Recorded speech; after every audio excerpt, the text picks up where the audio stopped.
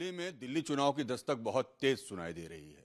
रणभेरी बज चुकी है। सभी दलों ने अपने अपने कैंडिडेट्स भी अनाउंस करने शुरू कर दिए हैं और सभी की नजर है कि दिल्ली यानी हस्तिनापुर पर इस बार शीर्ष सत्ता का किसको मिलेगा। हमारे साथ अतुल गर्ग हैं, गाजियाबाद से एमपी हैं, बीजेपी के कद्दावर नेता हैं।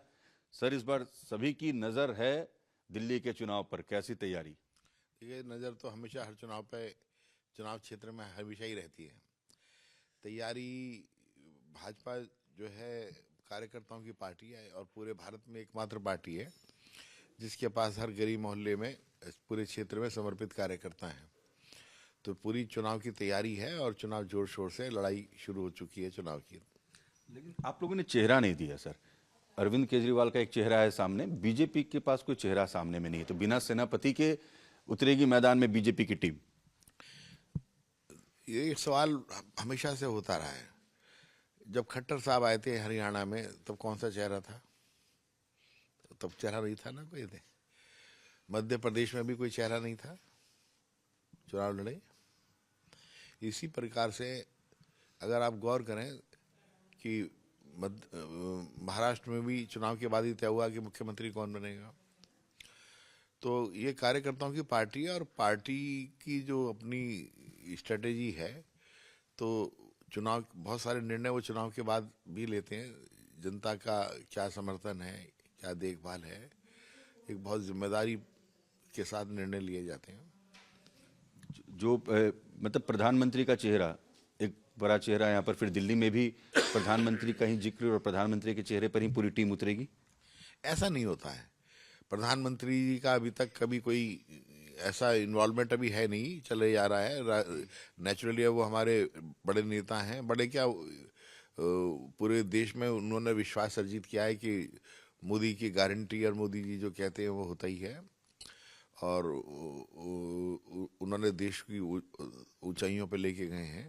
तो वो हमारे लिए मान सम्मान शान की बात तो है ही, पर पूरे भारत के लिए भी मान सम्मान इसकी बात है। तो ये कोई पहली बार नहीं हो रहा है भाजपा में कि कई बार निर्णय बाद में भी लिए जाते हैं। लिस्ट सबकी आ रही है, बीजेपी अपनी लिस्ट ला नहीं रही है। कांग्रेस ने भी अनाउंस कर दिया, आपने अनाउंस कर दिया, मैक्सिमम कैंडिडेट्स। आप लोगों की नजर है, पहले देख लें सामने वाले क्या कर रहे हैं, उसके बाद कैंडिडेट का चुनाव, या फिल्टर हो रहा है पार्टी की तरफ से? पार्टी की तरफ से कार्यकर्ताओं से पूछताछ करके पार्टी चुनाव लड़ती है, वो प्रक्रिया चल रही है।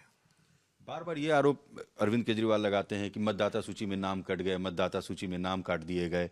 ये कहाँ तक उचित है सर?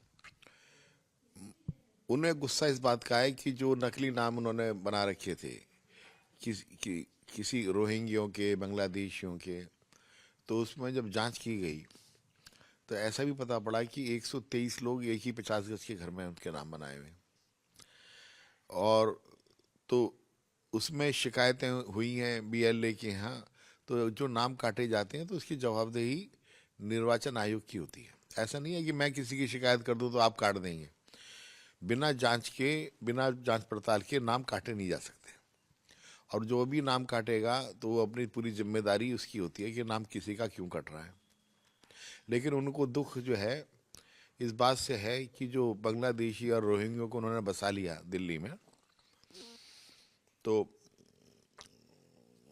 अब उनके नाम कट रहे हैं तो उन्हें गुस्सा आ रहा है। आने वाले वक्त में ऐसे ही राजनेताओं से हम बात करेंगे। दिल्ली चुनाव की सरगर्मी बढ़ी हुई है, किसको कितनी सीट आती है, किसको कितना फायदा और कितना नुकसान, ये तो वक्त तय करेगा। मगर फिलहाल इस सर्दी में दिल्ली की राजनीतिक सरगर्मी बढ़ी हुई है। वीडियो जर्नलिस्ट संदीप के साथ रजनीश सिन्हा, लाइफ टाइम्स।